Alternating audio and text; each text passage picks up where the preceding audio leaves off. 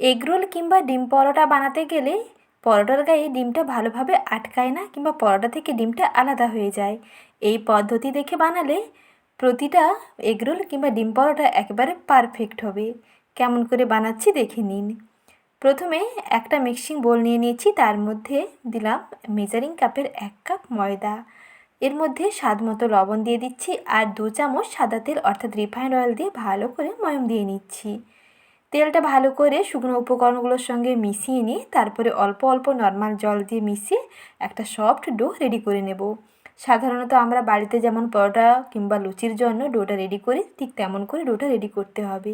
আর যেহেতু এটা ময়দা দিয়ে বানানো হচ্ছে, ওপরটা যাতে ড্রাই না হয়ে যায় তার জন্য সামান্য অল্প একটু সাদা তেল ওপরটাতে মেখে 5 থেকে 7 মিনিটের জন্য একটু ঢাকা দিয়ে ঢেকে রেখে দিচ্ছি। এতে ডোটা আগের থেকে আরও বেশি নরম তুলতুলে হয়ে যাবে আর ডোটা দেখবেন অনেক বেশি সফট হয়ে যাবে। একটা ঢাকনা দিয়ে ঢেকে দিলাম, ততক্ষণে এদিকে ডিমটা ফেটিয়ে নিচ্ছি। 2টো ডিম নিলাম, তার মধ্যে একটি চা চামচের 4 ভাগের 1 ভাগ লবণ দিলাম, দিয়ে ভালো করে ফেটিয়ে নিচ্ছি। এর মধ্যে কিন্তু আর কোনো রকম উপকরণ দিতে হবে না, শুধু লবণ দিয়ে ফেটিয়ে নিলেই হবে। ডিমের মিশ্রণ একেবারে রেডি।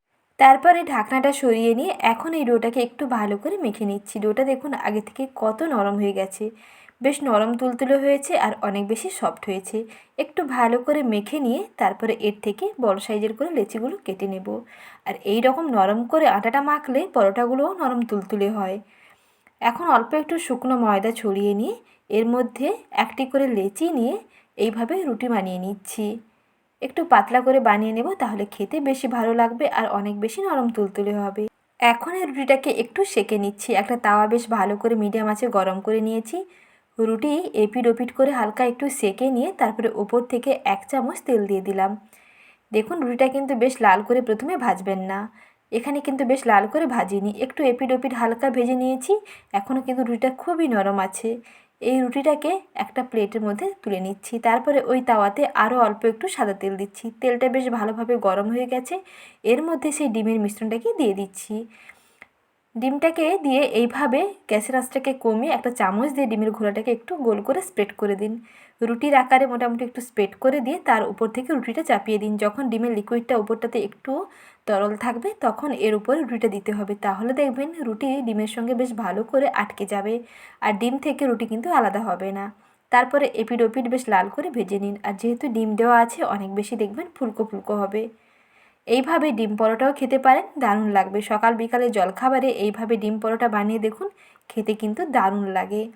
আর যেহেতু আজকে ডিম পরোটা একটু অন্যভাবে বানাবো, তার জন্য এর মধ্যে শসা কুচি, পেঁয়াজ কুচি, কাঁচা লঙ্কা কুচি, স্বাদ মতো অল্প একটু লবণ এবং এর মধ্যে অল্প একটু চাট মশলা দিয়ে ভালো করে মিশিয়ে নিলাম।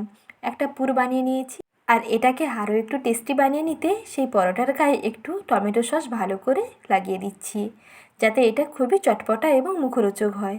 তারপরে এইভাবে দেখুন মাঝখানে দিয়ে দিলাম সেই স্টাফিংটা, অর্থাৎ শসা কুচি, পেঁয়াজ কুচি যে মিশ্রণটা রেডি করে নিয়েছিলাম সেটাকে দিয়ে এইভাবে করে ফোল্ড করে ফেলুন। এইভাবে একবার ডিম পরোটা খেয়ে দেখুন, খেতে দেখবেন দারুণ লাগবে।